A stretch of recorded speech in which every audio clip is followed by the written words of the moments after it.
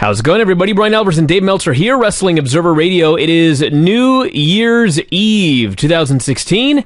Figure4, online.com/WrestlingObserver.com. The beginning of 2 months of me getting the year wrong as we move into 2017. We have the New Year's Eve show going on right now in Japan. Ronda Rousey's career probably over after being destroyed in the main event of UFC 207. Lots of stuff going on. Dave, what's happening? Man, there's so much stuff going on. It's crazy. And I cannot wait for this year to end because professionally this year has actually been pretty good. But this year has really sucked.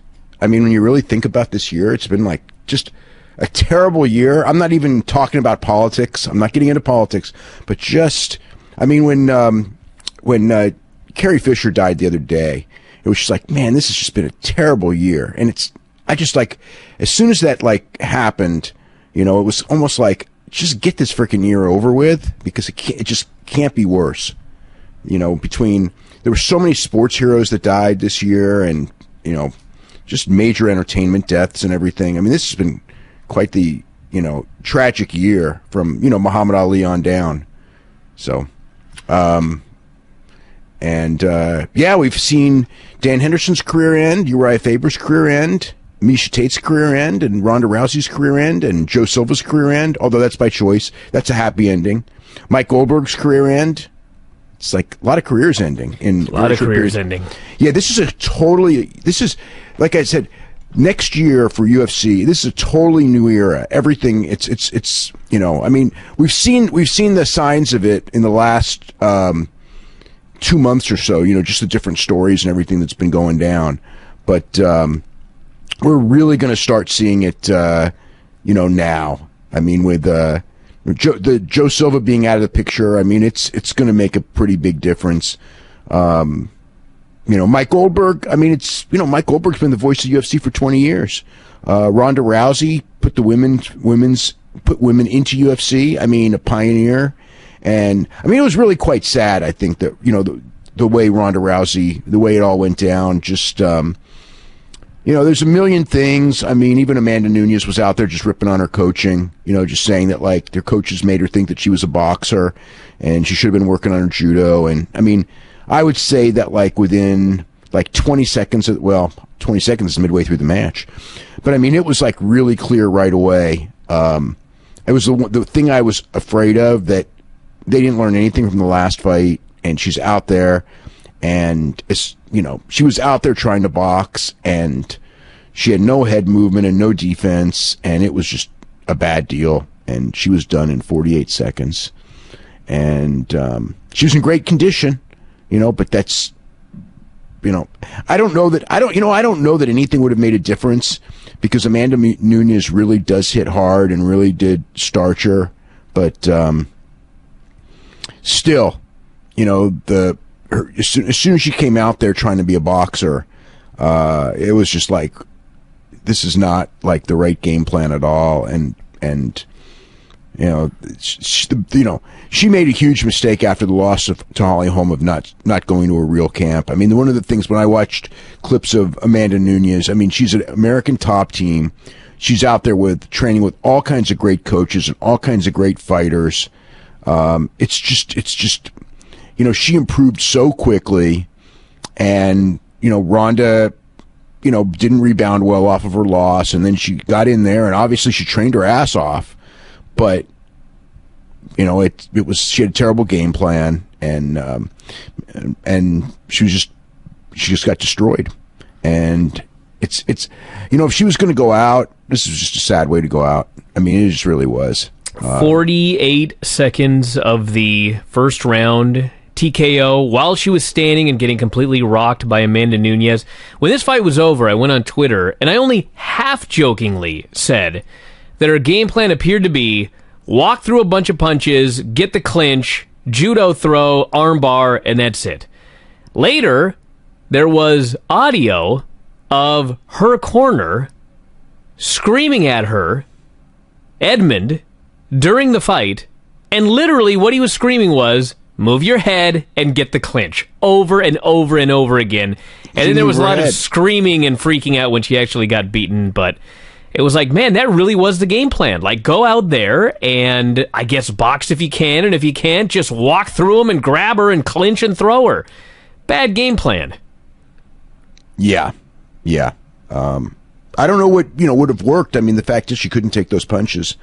So it wasn't, there was no, like, brilliant game plan. But it was, she's not a boxer. And, Amanda, again, her mom said it before the Holly Holm fight. Her mom and Edmund had a big falling out because her mom felt before the Holly Holm fight that Edmund was trying to teach her to be a boxer rather than work on her strengths, which is her judo and her submissions. And in doing so, she wouldn't even go to Australia because she thought she was going to lose, and just was talking about how, the coach was incompetent, and, she lost that one. So it was going to be, I mean, there's a big difference. I mean, granted, it was a very different type of a match, but you watch Dominic Cruz and how he handled the defeat tonight. He was tremendous in handling the defeat. And Ronda, obviously no interviews, no nothing. Everyone's different, but I can't imagine. There's no point in her fighting at this point now anyway. She's got money, and she's not going to go to she's not going to go to like, up here to AKA or to, some major camp. She's not going to do it. So it's the game's, the game has changed. The women fighters are better, and they're more complete, and that's the deal. So that was the main event of the show. Ronda did not do the post-fight press conference. She got the hell out of there. She did not do an interview with Joe Rogan. She was out of the building before people even knew she left, basically. I wonder what's going to happen with her, because it's so interesting, because this loss was a lot worse than the Holly Holm loss, I think, because it's like, it was just because it was so quick and everything, and because it was 2 in a row, and I just don't know about her, marketability for the movies. I mean, she is still a big star. I mean, she sold the building out. She drew a bigger crowd than Conor. Granted, the prices were a lot lower. The gate was a lot lower, but she sold more tickets, I guess. I mean, she had more people in the building than any UFC show in Vegas ever has. The bar, from the bars and everything like that, it seemed like there was a lot of interest. I don't know how the pay-per-view did. I mean, there's a lot of reasons it should not have done well, including the fact that she didn't promote it at all, which, did make a difference. I mean, I know, and the day, I mean, I know most of my friends all thought it was either tomorrow or didn't even know there was a show. So that kind of tells you a little bit about that. But she's a big marquee star that she sold a ton of merchandise tonight, from what I understand. But it's just, I don't know if that's going to transfer to movies anymore. WWE, who knows? I mean, I think WWE would take her. I saw, like, Eric Bischoff wrote something. I just saw this actually right before we went on the air, and was kind of like, how, she just got beat twice. What kind of interest would there be? And I just thought, God, don't you remember Mike Tyson, the guy who turned the frickin' war around? I mean, Mike Tyson gotten beaten a couple, by Buster Douglas and Holyfield, and he was past his, he was suspended and everything like that. So, actually, you know what? I think he'd only been beaten by was he beaten by Holyfield by then?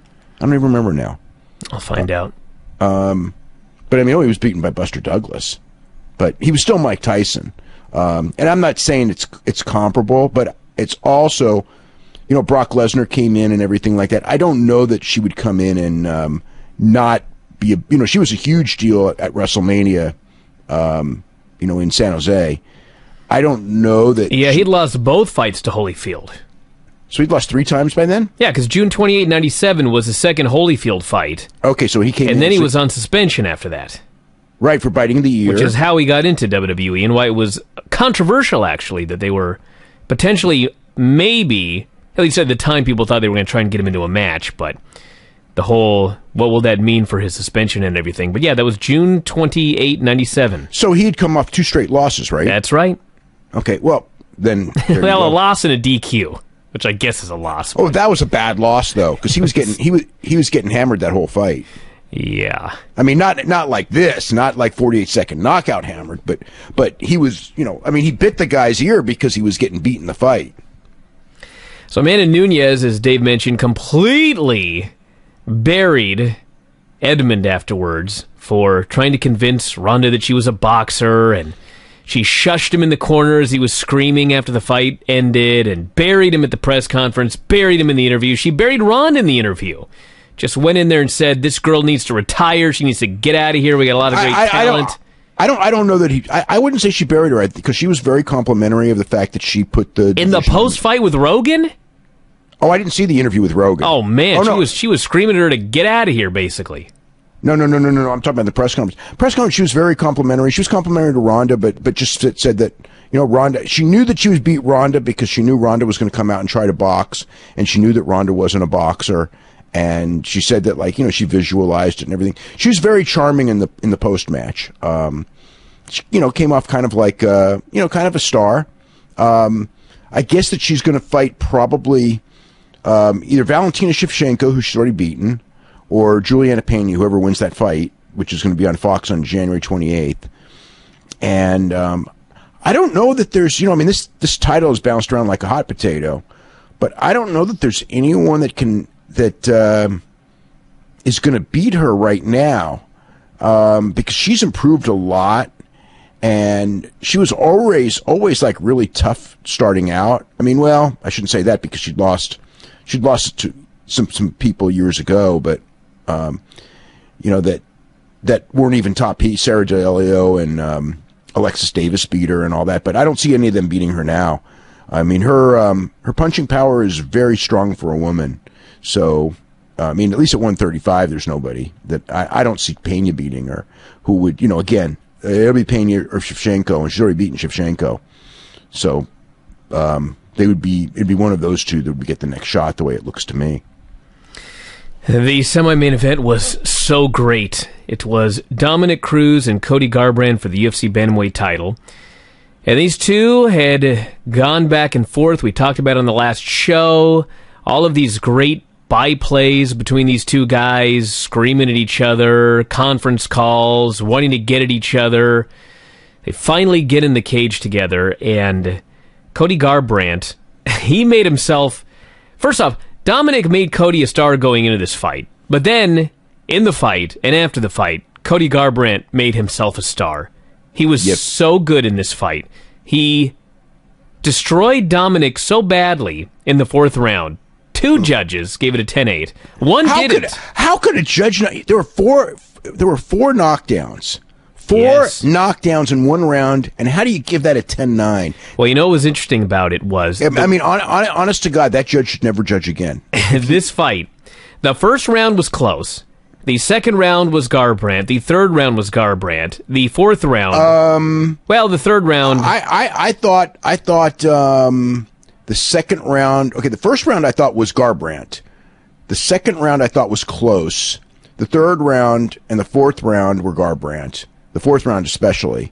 And then the fifth round, I thought Cruz won the fifth round close. It was close, but I thought... Yeah, because Cody didn't do anything, which is the point of this. Yeah. The fact that one judge gave the fourth round 10-9, and the fact that either the first or second, whichever you want to... they were close rounds.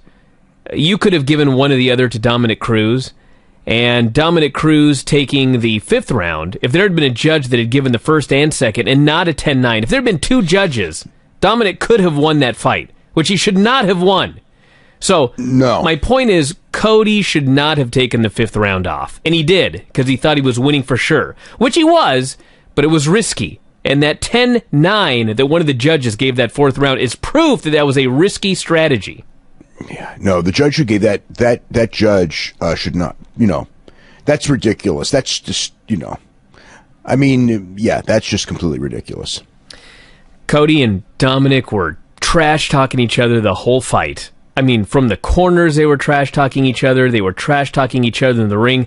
Cody Garbrandt, when he really figured out he was winning and beating this guy, was playing Anderson Silva. He was dancing. He did a burpee during the fifth round in the middle of the fight. He He had a great fight.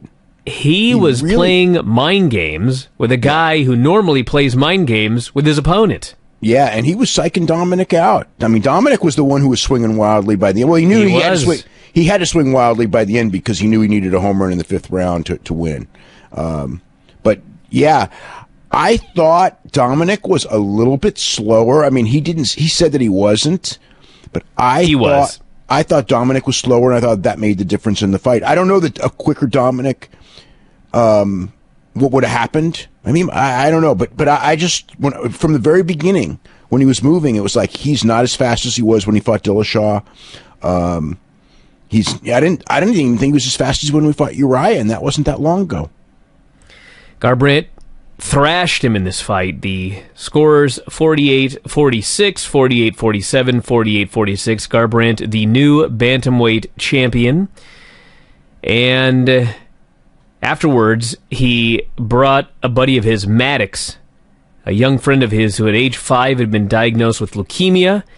And Cody said this guy fought his ass off. I was just doing nothing with my life, and then I met this kid, and he motivated me, to the point where 6 years later he's walking me to the cage, and I want to give him this. And he wrapped the belt around Maddox's waist, and everybody cheered, and that was tremendous. It was awesome. That was freaking tremendous. Cody Garbrandt, it was just, what a babyface turn by the end of this. Yeah, he was very good in his post-match interview, too. I mean, his press conference interview. Challenged Dillashaw in the ring.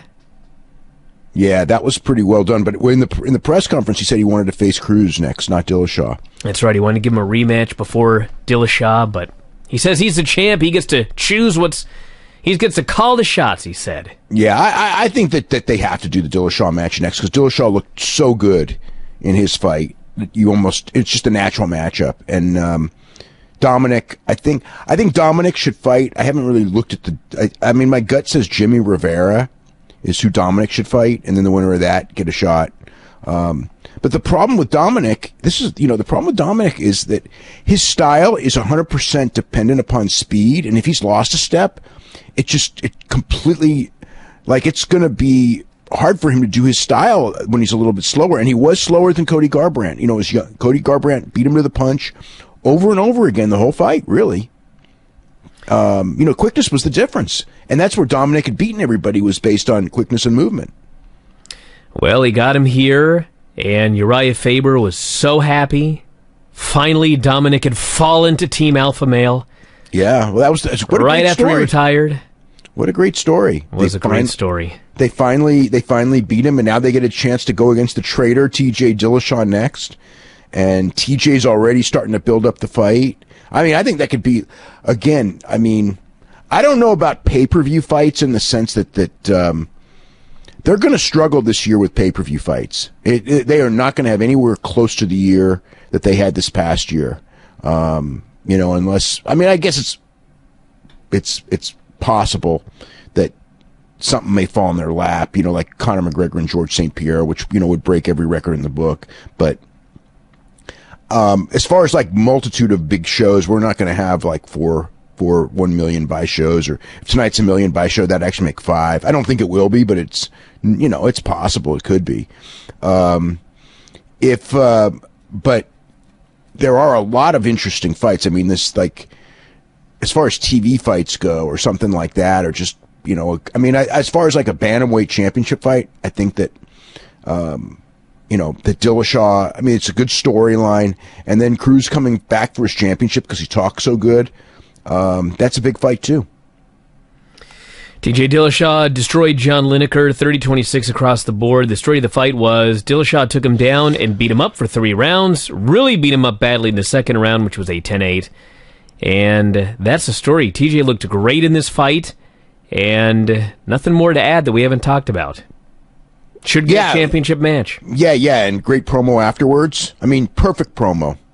So, just basically challenging for the championship. He did say that he thought that Dominic would win, which he was wrong. And he's been telling people that when they used to train together that he would beat up Cody, which makes for a good story. That former training partners. And, TJ was the star at the time, but TJ left and Cody got better.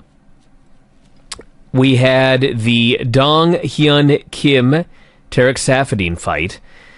And it was boring. Really nothing happened except there was a good moment when they were trading the third round. And other than that, 3 close rounds. I had it 29-28 for Kim. 2 judges did, although one had it 30-27 for Safadine. That was the scores. Yeah, let me see what I had. I had it 29-28 for Kim as well. So, there you go. Very exciting. Ray Borg it was actually quite boring. It was horrible. Ray Borg and Louis Smolka was the opener on the main card. And Ray Borg missed weight. He was 129.5 pounds. And, of course, Johnny Hendricks also missed weight. He was 173.5 pounds. I got to say this there's something about this that I didn't like. The fact that they both got fined different amounts? No. Hold on. They did. Why? Because Ray Borg missed by more weight than Johnny Hendricks did. But is it at 5 pounds at 30%? There's they're now doing it percentage by pounds. Yeah. Ah. Well, great. It depends on the situation. The deal here was okay. It wasn't. I'm not exactly sure of how everything went down, but I think it may have been that to get Louis Smolka to agree to the fight, they had to give him 30% of his purse because he missed weight by so much that Louis Smolka could have just said, screw it.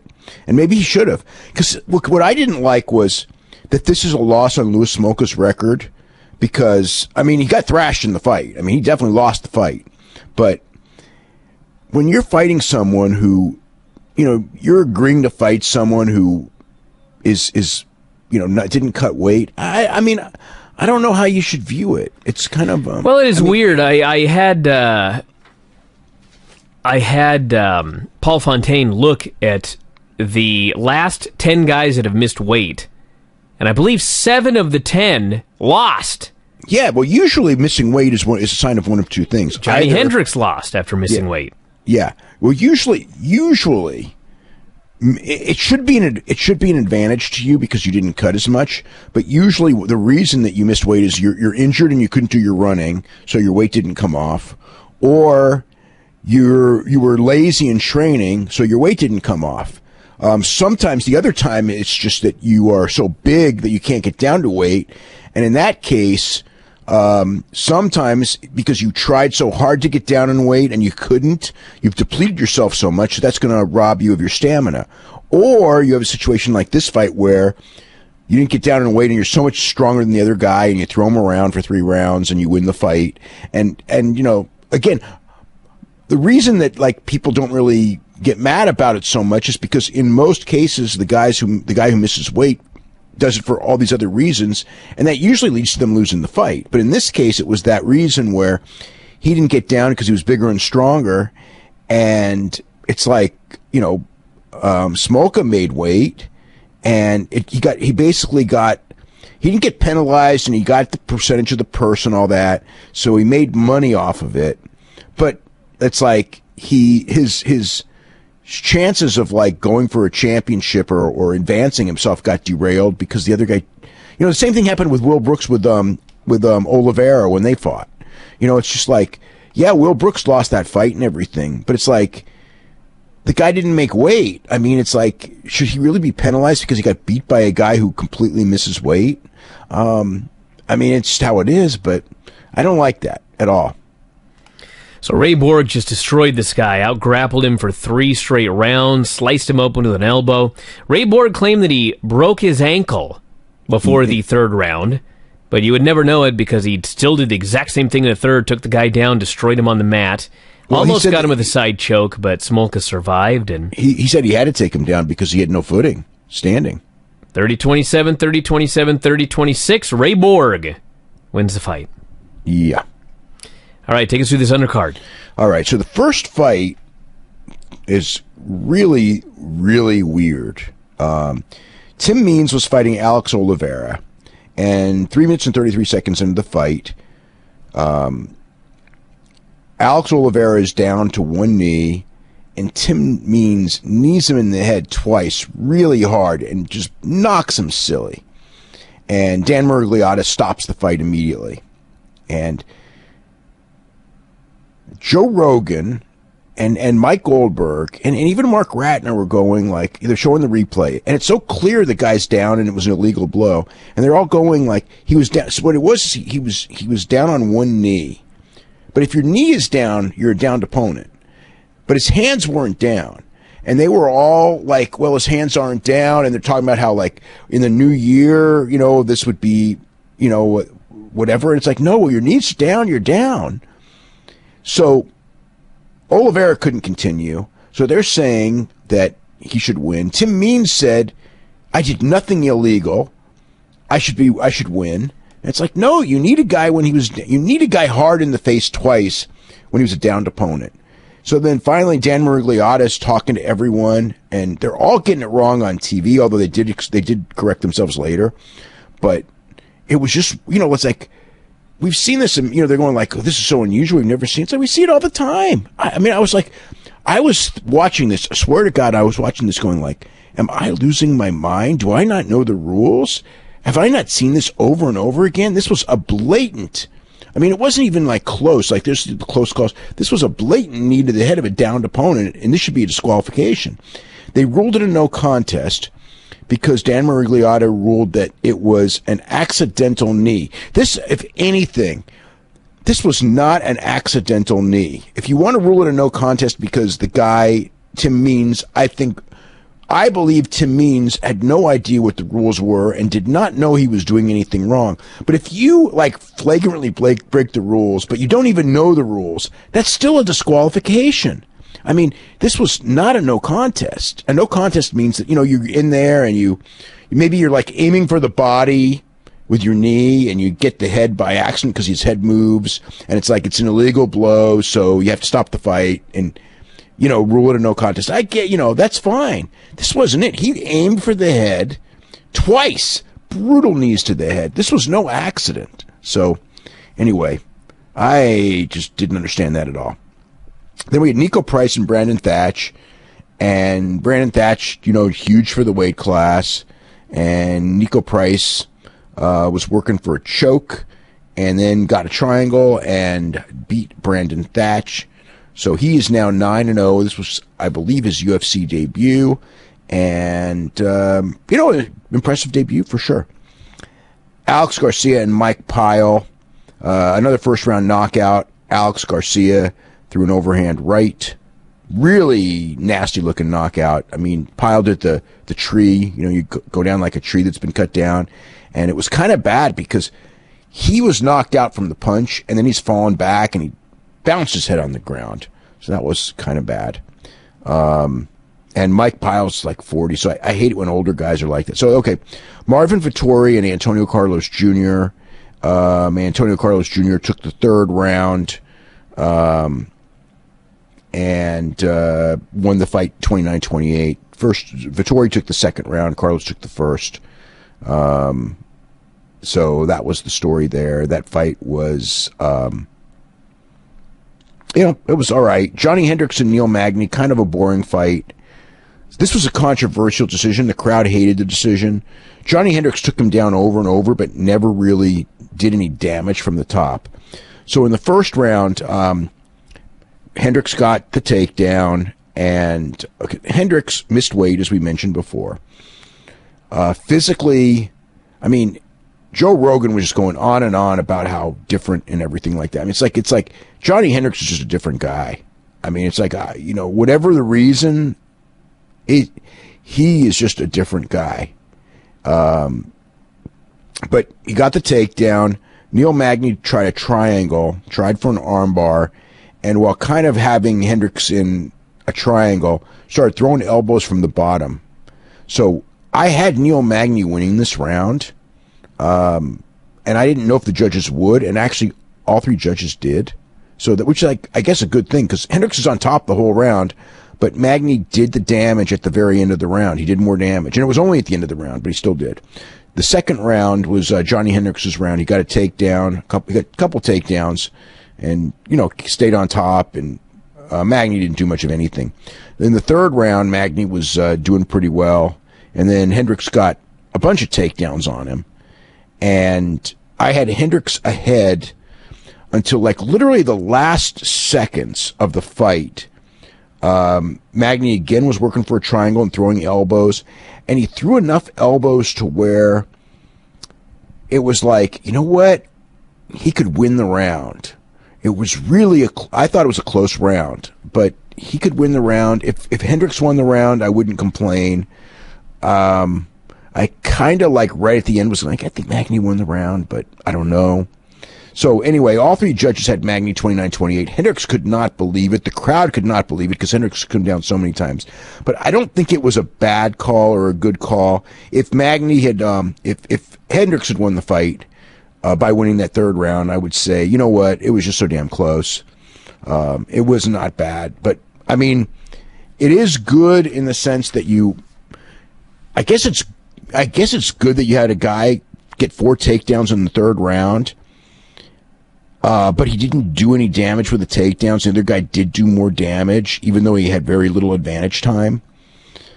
But he did do more damage in the round, so that's the deal. So after the show, the RIZIN show began, the New Year's Eve show in Japan.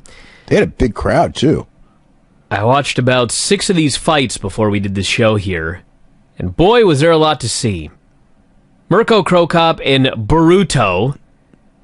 How big is Baruto? 400 pounds? 397, I think. 397. Big, fat guy.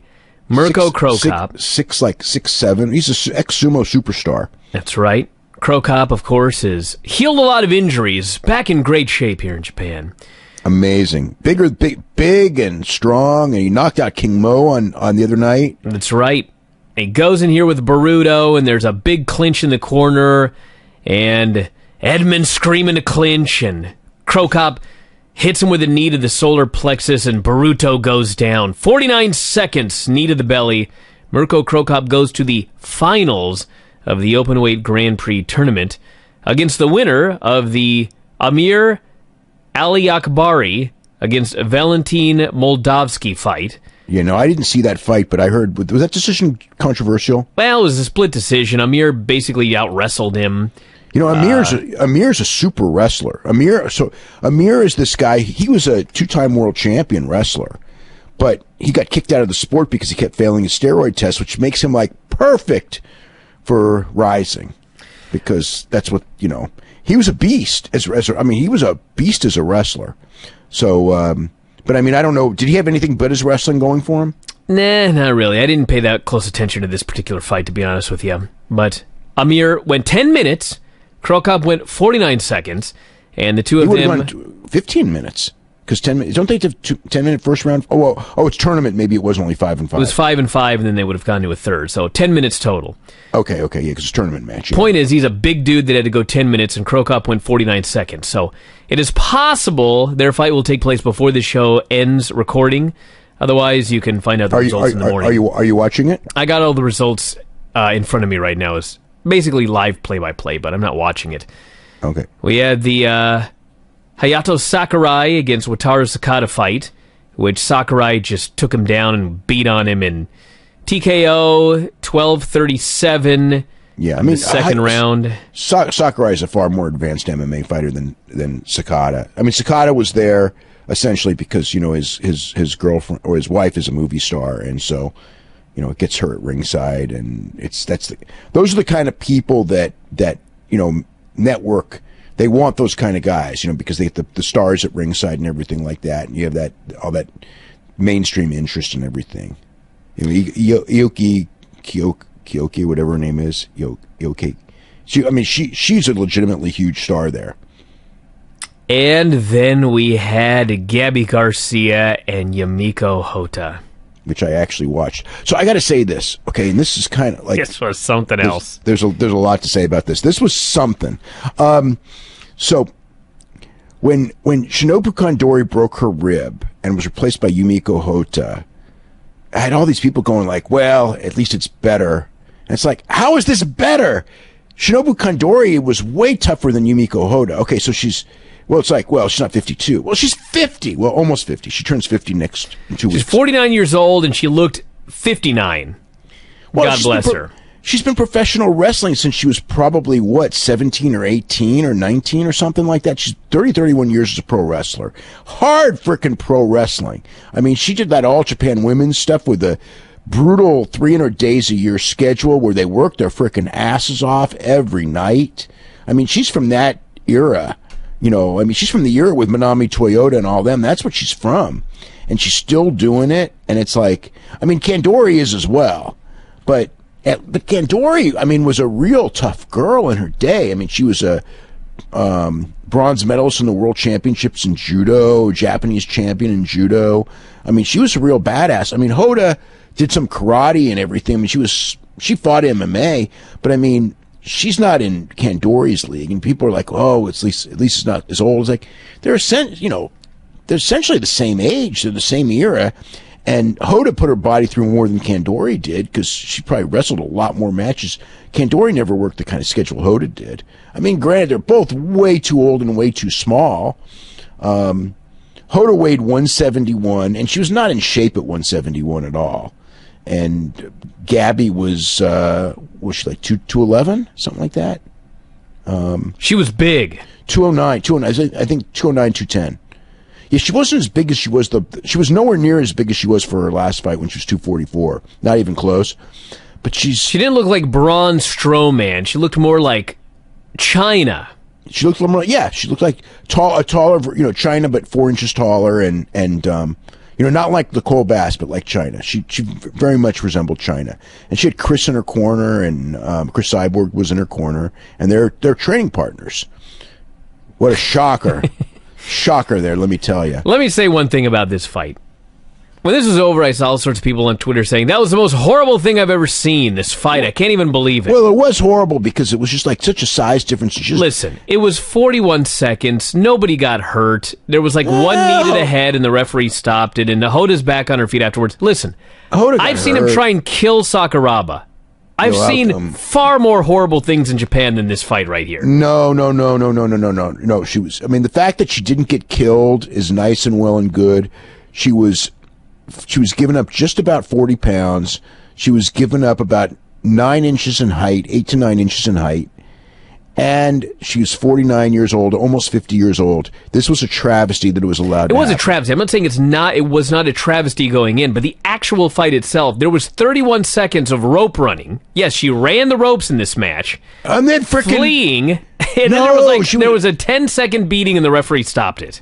No, but here's the thing, too. That was such, it's like, I get why she did it, and there's nothing against the rules in doing it. But Hoda's like, running the ropes, and she like tags her while she's running the ropes. Let her run the ropes. And dude, this is a fight. You can do whatever you want. You don't have to let her run the ropes. I know, you don't have to let her run the ropes. Maybe she had a plan running the ropes. You got to cut it off. But it's like she's running the ropes. Let her frickin' run the ropes. You're already twice her size. It's like, you know what I mean? It's like, let her do her bullshit, before the fight. She's in the middle of running the ropes, and she just gets clogged, like, just hammered in the head, when she was not ready for getting hammered in the head. And it doesn't matter. It's like, I guess she shouldn't be running the ropes, but she was trying to do something. She shouldn't have been running the ropes. Probably. She shouldn't have been in the fight. The fight was so stupid. So they would all the old women wrestlers there. Kandori was in the corner. I believe Takako Inoue was in the corner. Chigusa was at ringside. They showed her. So it was just kind of like old day women's wrestling there and everything. And she was trying to represent pro wrestling by running the ropes. That was her deal. So anyway, as soon as she got like double crossed on her rope running, the fight was essentially over. There was like nothing she could do, and there was nothing she could do. It was just a stupid thing. So the post-match was freaking unbelievably great. So Kandori is there, and she's challenging Gabby Garcia. So it's like this nightmare never ends. Then the alpha female, who you may remember from TNA. Jazzy alpha female. Jazzy Gabert is her name, but the alpha female from Germany who was with TNA about a year or two ago. And if you don't remember her, she wasn't on that many shows, but she was on a few. She's a good-sized woman. She's not Gabby's size, but she's probably 5'10", 185. So she's a lot bigger than the Japanese women.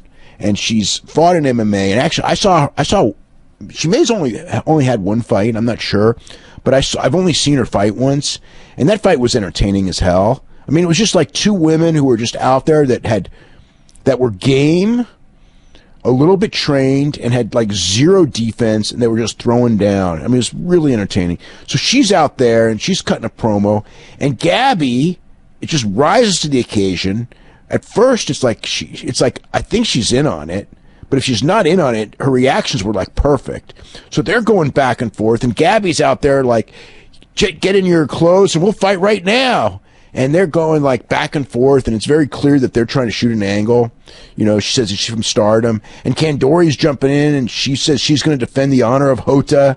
She wants to fight her as well. So it was just, and Chris Cyborg is there, and then they're talking about let's do a tag team match. Just hilarious. I'm almost positive that they announced afterwards that Jazzy Alpha Female will be fighting her in, it's like April or whatever the next show is. April 17th. Yeah, that's what. Well, I mean, I'm sure they didn't send Jazzy out there to not fight her, but, you know, Kandori was definitely issuing the challenge and wanted the fight, so that means that they're going to probably end up doing it, which is, I hope they don't. God, I hope they don't. It's just, I mean, even with Jazzy, you know, it's closer to her size, but you're still talking about, you know, 25-pound weight difference and, you know, a lot of skill difference as well, but what are you gonna? It's Japan and it's freak show fights. Well, Hideo Tokoro just beat Asen Yamamoto 119 of the first round. Oh, he made him submit. Submission, armbar submission. Yeah, Tokoro's really smooth with submissions. Asen Yamamoto, I mean, is like, he's a guy who really could be a big star, but now he's already lost twice, which in Japan isn't really that bad of a deal, but because he's only like 20 years old, I think, or 19, but I think he's 20 now, but yeah, I mean, because the Yamamoto family, I mean, his mom lost too. She got armbarred, I think. So, yeah, I mean, it's just important in Japan to have those type of people do well. And yes, his mom lost to Andy Nguyen, submission, 442 of the first round. Also an armbar. Yeah, those two, Andy and Miyu Yamamoto, those two have so much charisma. Oh yeah, they danced to the ring. Yeah, that was like a cool little thing. I mean, I don't know how the fight was, but I saw the ring entrances and you know, it was cool stuff. So Kron Gracie and Tetsuya Kawajiri are either in the ring or about to get in the ring, so I'll give you those results when we get them. World Series of Fighting, any notes? Yeah, so today, New Year's Eve at, I believe it's 4 p.m.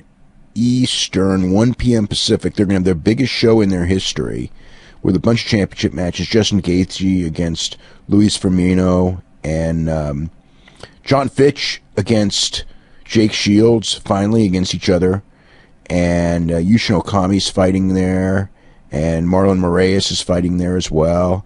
So from Madison Square Garden, the theater in Madison Square Garden, not Madison Square Garden itself, but still. So it's on NBC, not NBC Sports. So big coverage, everyone can see it. It's our version of the New Year's Eve show, not nearly like theirs. I'm sure it's not going to do 4 million viewers like theirs is hopeful of doing. All right, moving to pro wrestling. What's the story on Mr. 450? Yeah, so if you watch the 205 Live show, John Yermit, who's Mr. 450, was wrestling Mustafa Ali, and they're both Chicago guys, both Chicago indie guys. And it was very clear in that match, very early on, that Mr. 450 was not moving well. And actually, they should have stopped the match, because he's limping around. And the ref very clearly was looking at stopping it, because he could tell the guy was injured. But I guess he just wanted to continue, and Mustafa Ali's got a really cool finisher, so they went right to the finish, and he did his cool finisher, and that was it. So today, we get this thing of a GoFundMe. And so first I'm thinking, like, that's weird. It's an injury in WWE. It's not like it's TNA or one of these, or an independent group that doesn't have the money, or TNA that, well, you know, whatever, has had really shoddy treatment of its talent. This is WWE Major League. You know, if you get injured, and come to find out that he was injured before the match. He came in injured. Now, that, of course, leads to a different question, which is, if he was injured and blew out his knee, what was he doing the match? Because the story was that he got injured on the first move, and it's very clear that he was injured already. And it's not a secret that apparently he was injured already. So if he was injured already, I can see where WWE really, they shouldn't have to pay for the surgery if the guy got hurt and then worked your match while already having blown out his knee. It's a different issue. So I guess that's the story there, is that, he came in with the injury. Yeah, I don't know what else. That's just the basic gist of it. So we got another one of those cable wars. Spectrum, WWE, programming being pulled. This happens regularly. It's all NBC. It's NBC, the network, and E, and Sci-Fi, and USA, and Bravo, the whole NBCU family. But the thing with Spectrum Cable is that 16 million homes, which is, probably about 14% of the country, including New York. So it's very significant if it's not settled. Now, most likely they'll come right down to the wire because the contract expires at midnight, December 31st. Generally, they'll probably come to an agreement. If not, 15% of the country is going to miss Raw, which is not so great.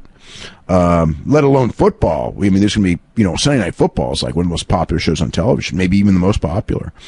So there's going to be hell to pay to do that. I'm sure they're counting on that. That's probably why NBCU is, probably asking for such high fees, because it's football season, and they know that people are going to freak out if they don't get their Sunday Night Football. But I've seen some things where the NBC's like pushing people to make them pay those fees. So because they do mention Total Divas, and they do mention Raw and SmackDown, although not the first thing they push, but still they're pushing those shows as well as far as that goes. We've got a Bo Dallas injury update. Yeah, well, I mean, the thing is he got hurt on Thursday night, but he was able to work on Friday night, so obviously not serious at all.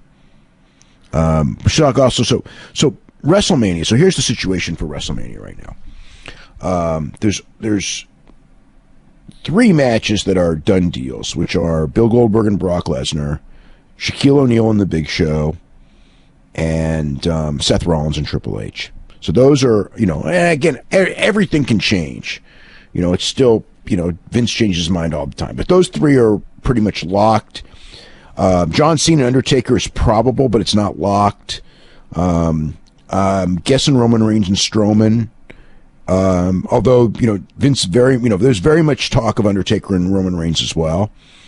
So that's a possibility, but don't expect it, and then the rest will, start shaping up. I'm guessing they're going to do Owens and Jericho because they've been, so I would say Owens and Jericho would leave Roman Reigns with Strowman too. And, a bunch of other stuff. So I could see, if Undertaker is going to challenge Cena, I think Cena's probably winning the title at the Royal Rumble. And that would be a championship match, and that would be the main event. So that's what it looks like. That's what it looks like it's going to go down to be. We got the ratings, the SmackDown number. They beat Raw by 30,000, 300,000 viewers, something like that? 30,000 viewers. 30,000 viewers. Very, very close, almost identical. I mean, the whole deal is that Raw, went against a football game that did way over 18 million viewers. And SmackDown had the return of John Cena and 3 pushed matches. So SmackDown should have won this week. Raw should start bouncing back January the 16th, in theory. So we'll see. Of course, Bill Goldberg is on Raw on Monday. I believe Brock Lesnar is on, he might be on the 16th? I'm not sure, but Lesnar's on in the next couple of weeks as well. And finally, the World of Sport show. Yeah, so that's today as well, which is it's a very important show. due to the ramifications. Because if the show does well in the ratings, World of Sport is already talking about a February taping of like 10 shows and making it a regular series, which, if they're in there and they're doing 1.5 million, 2 million viewers in the UK, I mean, that's a very significant number. I mean, it's way, way, way more than WWE does. Now, they will not sell more tickets in WWE. They will not sell more merchandise in WWE. Their stars will not be as big as WWE, but they will be viewed by more people than WWE in the UK if this series happens. So there's been, a decent amount of publicity over there for it. They put it near, the old time slot was 4 to 5. They're putting it on from 5 to 7 on a Saturday afternoon. Oh, the Alpha Female is doing a promo right now. That's nice. I think you're a little behind. I am a little behind, yes. Okay, Yeah. All right, a couple of the questions here before we wrap it up. Mark says, with the Rousey loss, what does this mean for the 145-pound women's division? Doesn't UFC need Holly Holm as a draw at 135 now more than ever as a potential Nunez opponent? They need a main event in February is what they need, so that's their main event. As far as could Holly Holm face Nunez, absolutely, that fight could happen. If she wins. If she loses, Germaine Durandamy could fight Nunez. Nunez is for 135, she's good size 135. She's, Germaine, the thing with Germaine is that Germaine Durandamy is a really good kickboxer. Holly Holm is a really good boxer. So, Nunez's stand-up, which has been very impressive. I don't know how it will do against someone who is also an expert in the stand-up, even though she probably hits harder. Not probably, she does hit harder than the other two. But she's not as skilled footwork-wise, and so, they are interesting opponents for her if it gets to that, to that level, and it may. This person here says, how come Ronda and Cruz are allowed to wear the Monster Energy sponsorship on their Reebok trunks? I don't, it's something that's, I don't know. I don't have an answer, but other people have been able to do it too. They're not the only ones. This person says, based on the fact Mauro Ranallo first signed for WWE about a year ago, if he was on an 18-month contract, is there any possibility that he could be Mike Goldberg's replacement? He's not. He is not. He is not. Jim Ross is not. So I can tell you those two are not. So there you go. This person says, what happened with Dragon Gate letting their stars come over for Dragon Gate USA? They just, for whatever reason, stopped sending guys over. So that's where Dragon Gate USA basically ended. Mike here says, I wanted to see if Dave knew of a real reason why Randy Savage attempted to pin Yokozuna in the 1993 Royal Rumble, only to be thrown over the top rope for the final elimination. I'm pretty sure that's how it was scripted. As far as why, since it makes no sense, I don't know. But I think it was just how they booked the thing. This person wants to know if CMLL wrestlers have contracts, and if so, how easy is it for them to get out and go to WWE like La Sombra? I'm not sure what the whole deal is with them, but Sombra gave notice and everything like that, as did Mascara Dorada. And they, Mascara Dorada worked there for months afterwards, finishing up all his bookings and everything. So CMLL's got this coming Friday night. It's like this is a big week coming up. So New Japan will be having a show on Tuesday.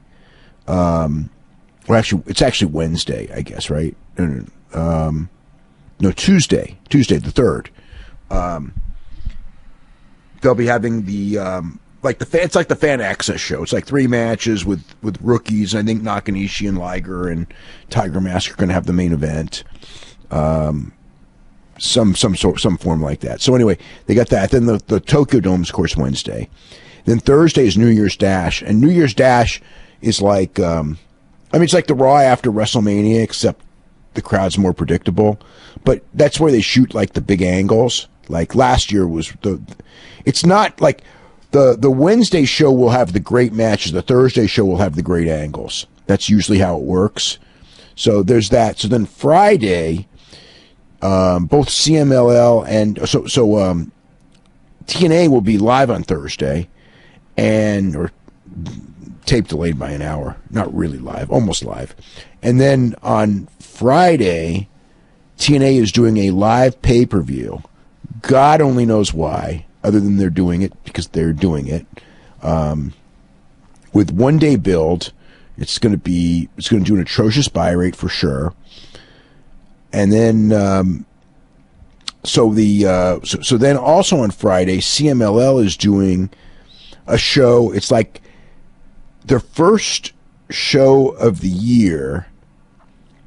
On Friday night, the first Friday night show of the year is going to be like a best of 2016. So they're going to do a bunch of matches. Hold on, I have it written down. Volador against Mephisto, Ray Cometa against Cavernario, Valiente against Ultimo Guerrero, and then the Panther family against the Casas family. It's essentially like 4 of the biggest feuds of last year all on the same card. So it's a really loaded up show that they're putting on Friday. So there's that. Did you see the NXT show from Osaka? I did. Yeah. I thought the tag match was good, but the rest, I thought it's funny because, Osaka is like the city that I always like. It's got the best crowd reactions and everything, and they sure didn't. No, they did not. Yeah, it's funny because it's like when people go like, oh, if WWE went to Japan, blah blah blah blah blah, and it's like, no, you don't get it.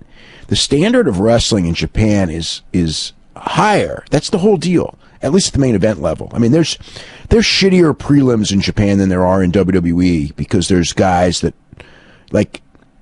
there are a lot of guys in Japan that are a lot worse workers than the worst people in WWE, or I won't say the worst, the 5th worst people in WWE.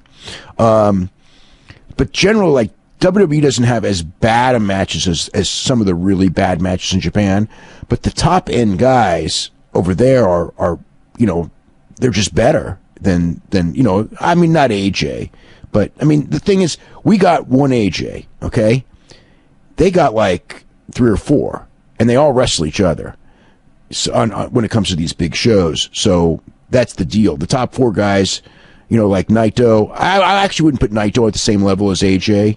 Tanahashi on a big match is equal to AJ. I wouldn't say better, but he's equal. Okada is equal to AJ. Omega may be better than AJ as far as big match situation goes. Okada may be as well, actually. But they're all the same level. But the point is, but the Japanese fans on the high end, and I don't care if it's like All Japan or Noah, when you're talking about like those top main event matches, I watched like the Noah show from the Christmas Eve Noah show. And, like the Sugiura match with Marufuji. That match was like a great New Japan main event. It's just awesome. And it's just a different level. Samoa Joe and Nakamura is like, it's not even close to this. And, you had Nakamura in there with Samoa Joe. And I thought Joe did a good match, but it was like, by all rights, Shinsuke Nakamura in Osaka, when he came out, the place went absolutely nuts. But the reality is that there's nothing in that match that got the crowd going all that strong. They were okay. It wasn't dead, but it wasn't that strong. And then you watch the same thing with Asuka and Nia Jax, who actually I thought that their match wasn't good at all.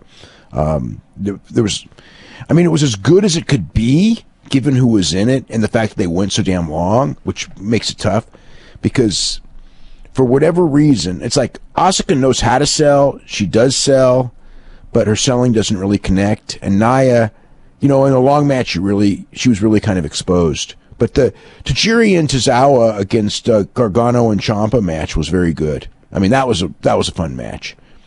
But frickin', I don't know. The rest of it was just like it was a pretty dead crowd. It was a very dead crowd.